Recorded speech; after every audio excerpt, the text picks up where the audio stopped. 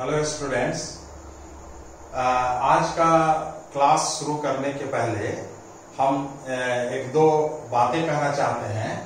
हमने जो physics honours semester 2 CC3 का पेपर शुरू किया था और इसमें जो जो टॉपिक हम लोग पढ़े हैं वो सारे के सारे टॉपिक सेमेस्टर 2 GE कोर्स में भी होगा।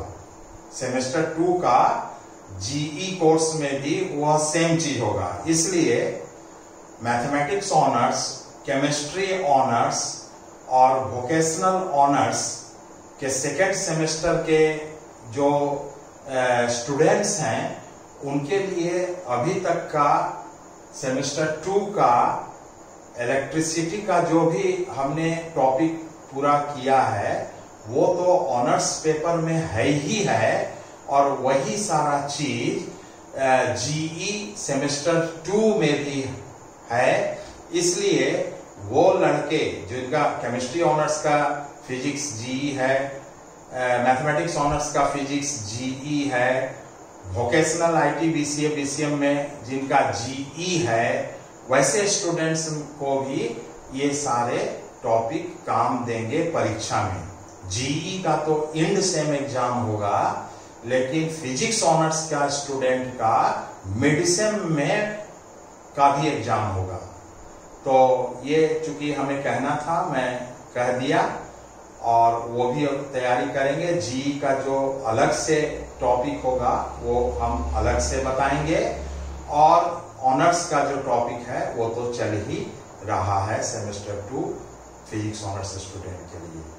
Thank you. आज हम potential energy, electrostatic energy of system of charges topic को लेकर चलेंगे।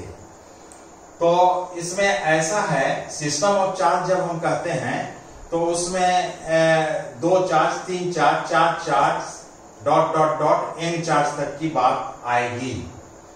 तो n चार्ज सिस्टम का इलेक्ट्रोस्टैटिक एनर्जी मतलब पोजीशन के चलते जो एनर्जी होता है उसको पोटेंशियल एनर्जी कहते हैं।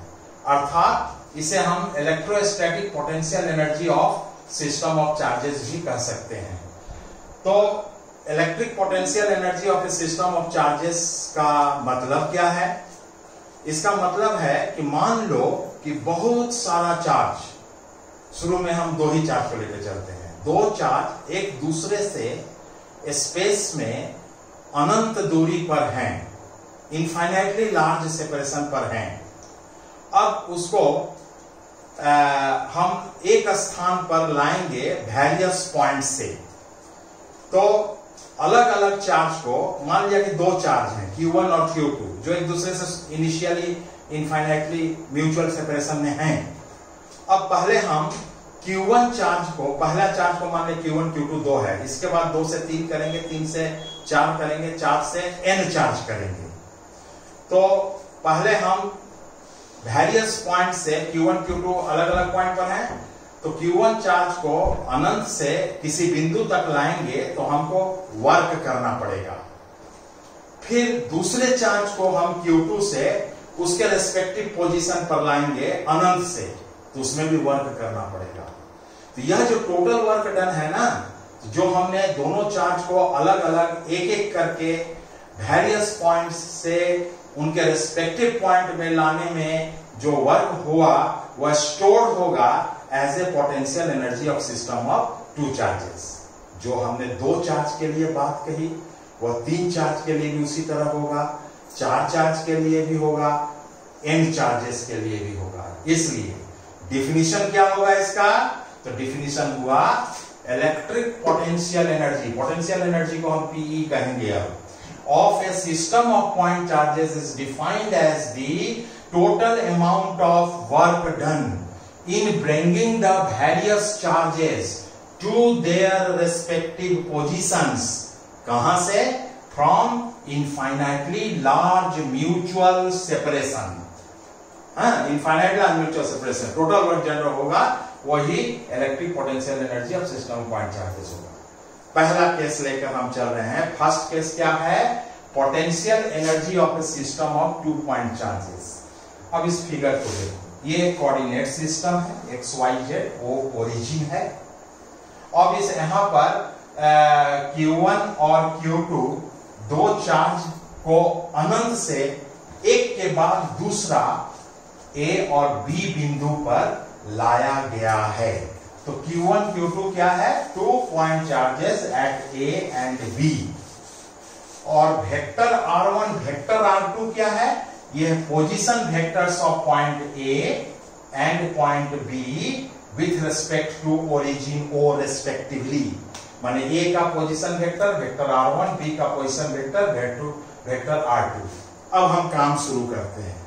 सबसे पहले क्या करेंगे कि consider that the two charges are initially at infinite distance from each other. Space में दोनों चार्ज एक दूसरे से अनंत दूरी पर अवस्थित है। अब फर्स्ट में क्या करेंगे कि first of all bring the charge Q1 from infinity to position A। अनंत से पोजीशन A तक हम लाएंगे। सर आप कह रहे हैं चार्ज लाएंगे अनंत से, कौन चीज से लाइएगा? इस तरह का बात नहीं सोचना है। या मानो कल्पना करो कि हम अनंत से ला रहे हैं, तो जो फिजिक्स है उसी को हम देखेंगे। तो क्या है कि हमने चार्ज Q1 को अनंत से पोजीशन A तक लाने में क्या करना होगा? इसमें देखो, for this no work is required. इसको लाने में हमको कोई काम नहीं करना पड़ेगा। क्यों नहीं काम करना पड़ेगा? Because there is no electric field in this case. क्योंकि और कोई दूसरा चार्ज तो प्रेजेंट है नहीं। तो no work is done in bringing the charge Q1 from infinity to this it's respective position point A। अब हम दूसरे चार्ज को लाएंगे। हम दूसरा चार्ज को अब लाने जा रहे हैं। But the work done in moving charge Q2 from infinity to the point B। अब उसको भी infinity से point B तक ला रहे हैं। अब वह जो point B है वह in the electric field of charge Q1 है। In the electric field of charge Q1 is given by, वह वर्क डन होगा W बराबर electric potential due to charge Q1 at B into Q2। ये किस formula से आया? क्योंकि हमने पढ़ा है पोटेंशियल बराबर क्या होता है? Work by charge. तो वर्क क्या हो गया? पोटेंशियल गुना चार्ज। क्योंकि Q2 को हम अनंत से ला रहे हैं in the electric field of charge Q1, तो इसमें वर्क डन क्या होगा? Q1 लाने में तो कोई किसी फील्ड में नहीं था, इसमें वर्क डन क्या हो जाएगा? उसके लिए फॉर्मूला से हमने निकाला electric potential due to charge Q1 at B into Q2। और electric potential due to charge Q1 at B का फॉर्मूला होता है 1/4πε0 Q1 by AB into Q2। अब जरा इस फिगर को देखें। Law of triangle of vector mathematics में है। Law of triangle of vector के अनुसार वेक्टर OB बराबर क्या होगा? Vector OB plus vector BA बराबर क्या होगा? Vector OA। इसलिए वेक्टर BA क्या हो गया? Vector OA minus vector OB। अब मॉड ले लिया, magnitude, mod of vector BA। Vector OA क्या है? Vector R1। वेक्टर OB क्या है? Vector R2। तो mod of vector R1 minus vector R2। अब वेक्टर BA का मॉड को हम BA भी कह सकते हैं या AB भी कह सकते हैं। तो BA कहें या AB कहें, कहें B से A की दूरी और A से B की दूरी दोनों तो बराबर है। यह हो गया mod of vector R1 minus vector R2। Therefore, work done can be written as 1/4πε0 Q1 Q2 mod of vector R1 minus vector R2. Now, the work done in bringing the charges to their respective positions is stored as the potential energy of the system of two charges। दोनों charge को जो हम अनंत से अलग अलग करके लाए हैं, तो ये टोटल वर्क डन हुआ, यही इस सिस्टम में पोटेंशियल एनर्जी के रूप में स्टोर हो जाएगा। दैट इज U का वैल्यू क्या हो गया?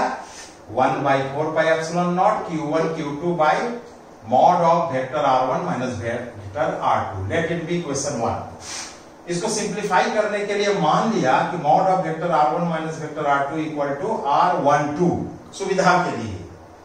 R12, जो पहले रहेगा 1 उसके बाद 2, देयरफॉर U क्या हो गया 1/4 pi epsilon naught Q1 Q2 by R12. Late it B equation 2.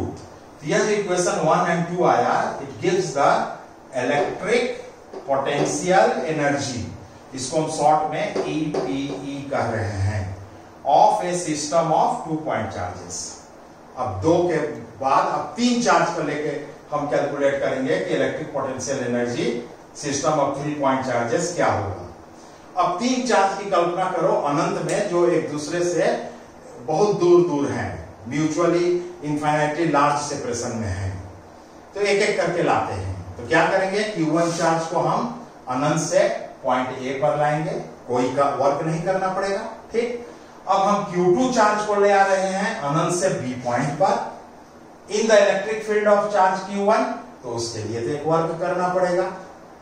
अब हम तीसरा चार्ज को लाते हैं Q3 को अनंत से कोई भी आर्बिट्ररी पॉइंट, मान लो C, लेकिन उस चार्ज को लाएंगे तो अब 2 चार्ज के इलेक्ट्रिक फील्ड में हमको वर्क करना पड़ेगा. कौन कौन, एक Q1 के फील्ड में और फिर Q2 के फील्ड में. Is it right? तो we can say this like this, potential energy of the 3 point charges में similarly we can prove that, जैसे हम 2 चार्ज के लिए प्रूफ किए हैं ना, यह इक्वेशन था, उसी तरह से 3 चार्ज के लिए हम प्रूफ कर सकते हैं कि electric potential energy of the system of 3 point charges as U equal to 1/4 pi epsilon naught. Q2 को हम Q1 के फील्ड में लाएंगे तो वर्क क्या हुआ, Q1 Q2 mod vector R1 minus vector R2. अब Q3 को हम ला रहे हैं तो Q1 और Q2 दोनों के फील्ड में ना हमारा वर्क करना होगा. तो Q3 जब किसी थर्ड आर्बिट्ररी पॉइंट C पर आएगा Q1 के फील्ड में, तो उसके लिए वर्क डन हो जाएगा Q1 Q3 mod of R1 minus vector R3 का मॉड. फिर वही Q3 Q2 के फील्ड में भी है, तो फिर एक और टर्म जुड़ जाएगा plus Q2 Q3 mod of vector R2 minus vector R3.